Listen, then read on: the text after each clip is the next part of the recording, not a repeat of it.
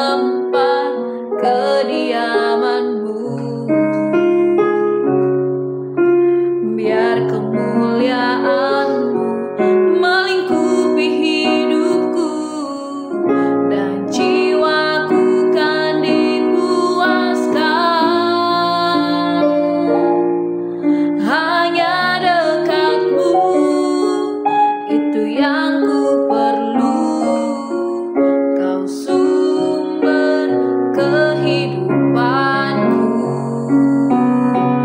Kau yang telah ubahkan air mataku jadi lembah yang bermata air. Sebab itu ku memuji-Mu, Engkau Allahku. Mulutku kan selalu puji-Mu, dan angkat tangan sembah-Mu, tinggikan nama-Mu. Yesus, kemuliaan bagi-Mu.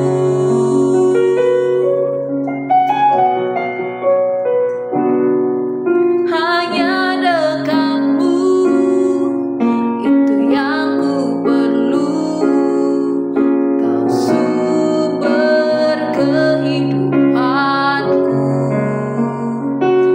Kau yang telah ubahkan air mataku jadi lembah yang bermata air.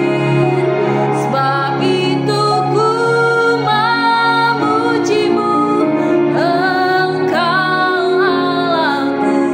Mulutku kan selalu puji-Mu, dan angkat tangan sembah-Mu, tinggikan nama-Mu. Yesus, kemuliaan bagi-Mu. Yesus, kemuliaan bagi-Mu.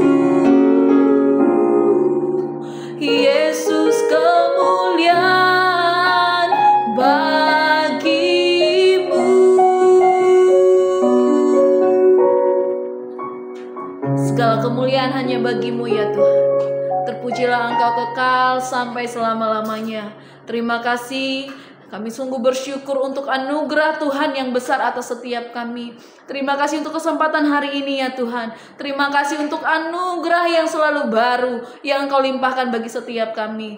Saat ini Tuhan Yesus bersabdalah atas setiap kami, karena kami perlu firman-Mu yang terus menopang kami, yang selalu menuntun hidup kami Tuhan. Terima kasih, bersabdalah di dalam nama Yesus. Haleluya. Amin. Shalom Bapak Ibu Saudara-saudara sekalian, kita berjumpa kembali hari ini, hari Senin tanggal 20 Januari 2025. Judul renungan kita hari ini adalah proses Allah dalam hubungan. Pembacaan Alkitab 1 tahun diambil dari Keluaran pasal 8 sampai pasal 10. Dan nats firman Tuhan hari ini diambil dari Mazmur 146. Mari kita baca sebelum kita mendengarkan renungan berikut. Bapak Ibu bisa pause sebentar. Saya akan membacakan dari Mazmur 146 ayat 5 sampai 9. Demikian. Berbahagialah orang yang mempunyai Allah Yakub sebagai penolong, yang harapannya pada Tuhan Allahnya.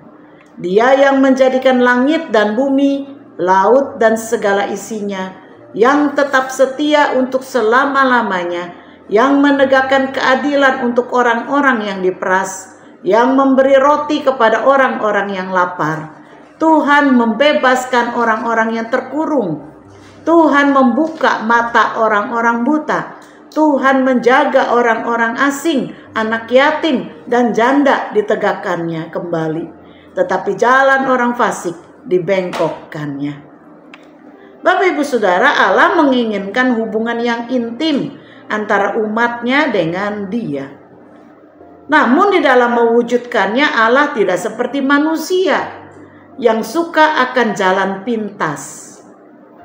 Padahal bagi Allah tidak ada yang sukar untuk membuat hubungan umatnya dan dia itu menjadi lebih baik dalam sekejap. Bagi Allah tidak ada yang terlalu sukar untuk itu. Dia bisa membuat kita lebih mengasihi dia dengan memenuhi segala permintaan kita secara instan. Karena manusia suka kepada apa yang cepat didapat atau instan. Tetapi caranya tidak seperti itu. Sebaliknya, Allah seringkali bekerja melalui cara yang sulit. Dan melalui hubungan yang sulit, umatnya menemukan tanda kasih dan perhatiannya. Daud yang mengenal Allah tahu bahwa meskipun dirinya adalah seorang raja, bukan cuma bangsawan, tetapi dia mengatakan bahwa jangan menaruh percaya atau harapan kepada para bangsawan. Dia berbicara akan hal yang jauh dari apa yang dilihat oleh manusia di dalam hidupnya. Alasan mengapa tidak menaruh percaya kepada bangsawan adalah karena para bangsawan tidak bisa memberikan keselamatan. Tentu ini berbicara bukan saja keselamatan secara fisik, tapi juga keselamatan kekal. Daud meneruskan maksudnya di ayat yang kelima. Dia menganjurkan agar orang menaruh harapan mereka hanya kepada Tuhan Allah yang dikenal sebagai Allah Yakub dan Allah Israel atau Allah Israel. Dia mengatakan bahwa orang yang menaruh harapannya kepada Allah Yakub akan berbahagia. Mengapa berbahagia, saudara? Karena dia menaruh harapannya kepada Allah Sang Pencipta, yang telah menciptakan seluruh langit dan bumi dan segala isinya, termasuk saudara dan saya, termasuk manusia. Dialah yang maha kuasa, maha besar, dan yang tetap setia untuk selama-lamanya. Di ayat yang ke-6. Manusia meskipun dia bangsawan ataupun raja, usianya terbatas, hanya singkat saja. Tidak bisa diharapkan abadi. Tetapi Allah yang maha besar itu kekal selamanya. Dengan demikian bisa diandalkan sampai kapanpun, sampai selama-lamanya. Manusia menginginkan cara yang mudah, tetapi Tuhan lebih suka jika hubungan kita dengannya itu mengubahkan kita. Karena tujuannya adalah agar kita memiliki karakter Kristus sebagai gambar Allah yang sulung. Kolose 1 ayat 15 mengatakan dia adalah gambar Allah yang tidak kelihatan, yang sulung, lebih utama dari segala yang diciptakan. Nah, saudara-saudara, proses hingga hubungan bisa mengubah umatnya itu seringkali melalui kekacauan hubungan. Masa-masa penantian, masa-masa kesendirian, masa-masa kegalauan, itu seringkali dipakai Tuhan untuk membuat kita lebih mengenal siapa Allah itu. Mazmur 146 ayat 7-9 membahas tentang beberapa kekacauan yang diizinkan terjadi, seperti keadaan diperas, kelaparan, terkurung, kebutaan, baik secara fisik maupun spiritual, tertunduk atau tertindas, keterasingan, kehilangan orang tua ataupun suami. Mungkin ketika kita berada dalam situasi-situasi seperti itu, kita akan mempertanyakan keberadaan Tuhan. Sebab kita mau segera keluar dari permasalahan. Tetapi justru dalam kekacauan tersebut, apa yang ada di hati kita itu terungkap. Kelemahan kita menjadi terungkap, saudara. Sampai kita tiba di ujung diri kita sendiri. Sampai kita merasa tidak mampu, sama seperti orang yang terkecebur, yang tenggelam. Dan selama dia berontak, maka dia akan sulit ditolong. Sampai dia tenang dan merelakan dirinya ditolong, barulah dia bisa ditolong. Ketika kita sudah ada di titik ujung, kita akan menengadah ke atas dan mengharapkan pertolongan dari Tuhan saja. Karena tidak ada yang lain yang mampu menolong kita.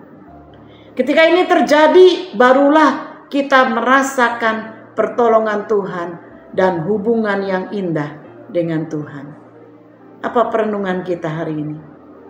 Tanda dari hubungan yang matang dengan Tuhan adalah kita merasa tidak mampu. Dan kita hanya bergantung dan berharap kepada kasih karunia Kristus. Aspek paling berbahaya dari sebuah hubungan dengan Tuhan adalah bukanlah kelemahan. Bukan karena kita lemah, tetapi justru karena delusi atau hayalan kekuatan kita. Mengapa saya bilang delusi? Karena sesungguhnya kita nggak kuat. Tetapi terkadang kita merasa sok kuat. Kita merasa kita mampu, padahal sebetulnya kita tidak mampu. Nah saudara, kita merasa mandiri, tidak membutuhkan Tuhan. Saudara, kemandirian hampir selalu merupakan komponen dari hubungan yang buruk. Yeremia 17 ayat 5 mengatakan, terkutuklah orang yang mengandalkan manusia, yang mengandalkan kekuatannya sendiri, dan yang hatinya menjauh daripada Tuhan. Ketika kita mengandalkan Allah dalam proses mengatasi kekacauan, itulah keintiman hubungan kita dengan Tuhan terjadi. Mari kita berdoa. Tuhan, sesungguhnya kami tidak mampu. Kalau selama ini kami mungkin merasa kami mampu, itu hanyalah sebuah delusi, kesombongan belaka. Karena kami belum mengenal Engkau, atau karena kami keras hati untuk tidak mau mengandalkan Engkau. Ampuni kami, ampuni kami. Dan sesungguhnya kami tidak bisa dan tidak mampu Tuhan. Kami perlu Engkau, kami perlu pertolongan dari Tuhan.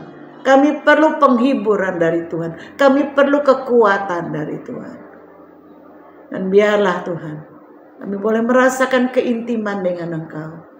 Semakin kami bersandar kepada Tuhan, semakin kami merasakan pelukan Tuhan, rangkulan Tuhan, dan tangan Tuhan yang perkasa, yang menuntun kami, yang membimbing kami melalui jalan-jalan yang sulit. Terima kasih ya Bapa. Ini hidup kami, biarlah Engkau sendiri yang memimpin kami. Di dalam nama Yesus kami berdoa. Haleluya. Amin. Kiranya Tuhan memberkati kita semua. Shalom.